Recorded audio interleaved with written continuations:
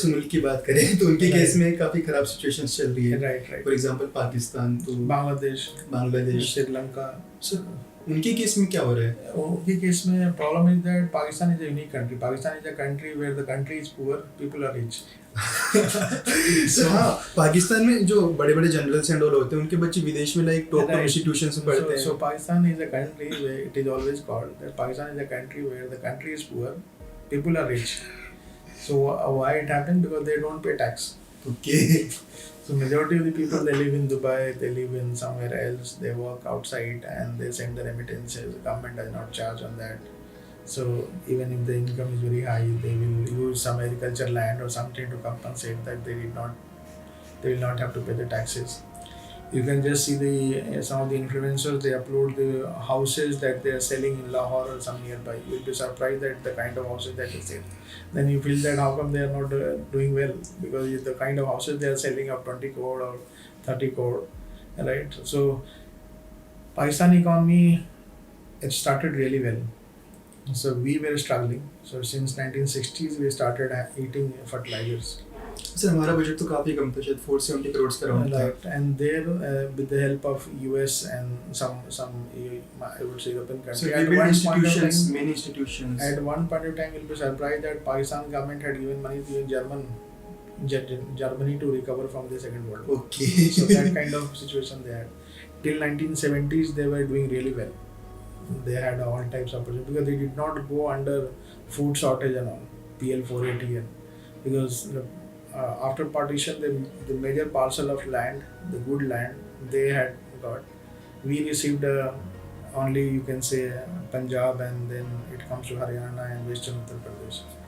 And rest of the areas where we were supposed to get that much productivity was not that good.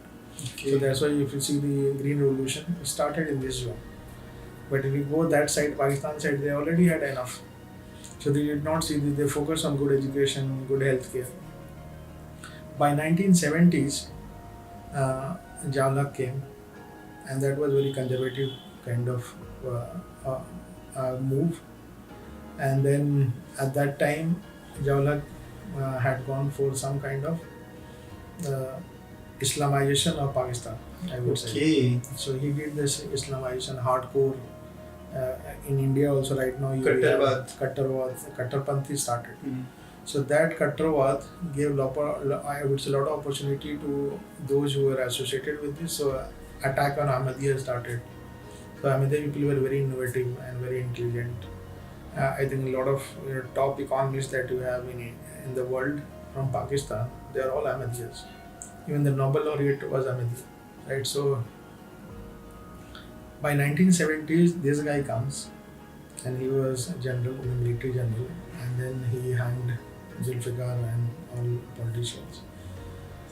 The Islamization started in Pakistan, and because that mullahs came on top, the scientists went back, and they were told that what you are doing, the God is the only one who will give everything. Who are you to decide?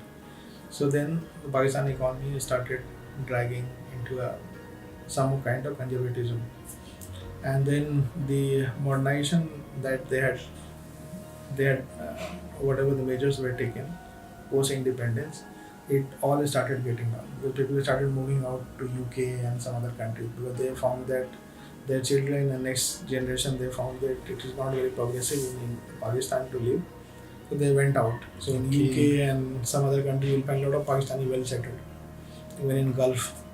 So the innovative class started moving out, the talented class. So what you have is just the mediocre class, which you are just living in, right?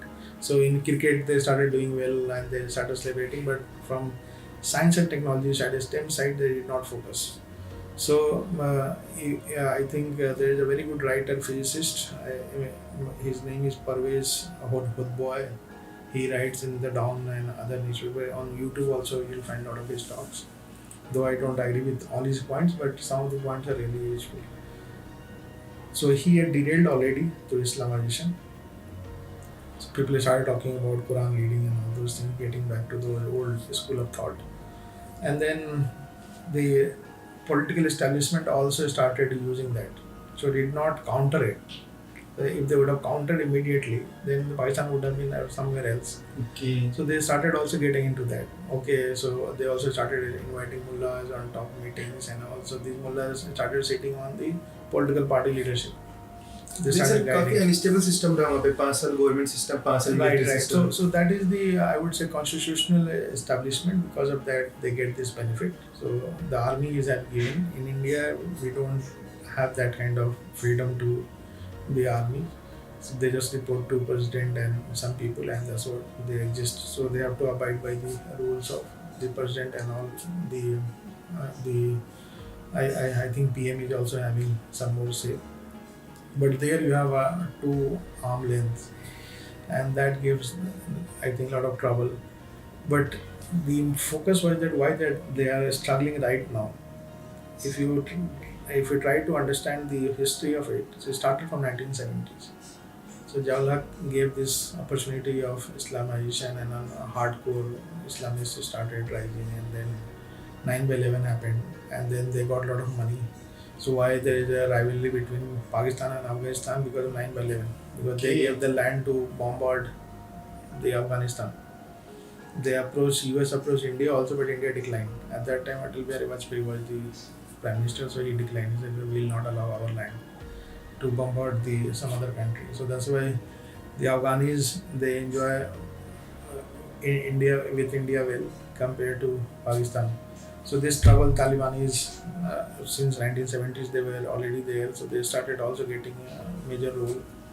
Then the tussle started between politicians and the hardcore. So a lot of bomb blast and all this rule of law and order situation started deteriorating. So at that time also many Pakistani moved. Right now the situation that we have in Pakistan, it is all because of that. Okay. So inefficiency from the beginning, it has been dragged off. And that they are finding it difficult to handle now. So it is like a ticking bomb kind of thing. So it can last any time. So politicians are not able to handle. Now people do not have any trust on the armies. And then some of the factionists, those who are in Balochistan and all, they also want to get out of it. Okay. So it is a ticking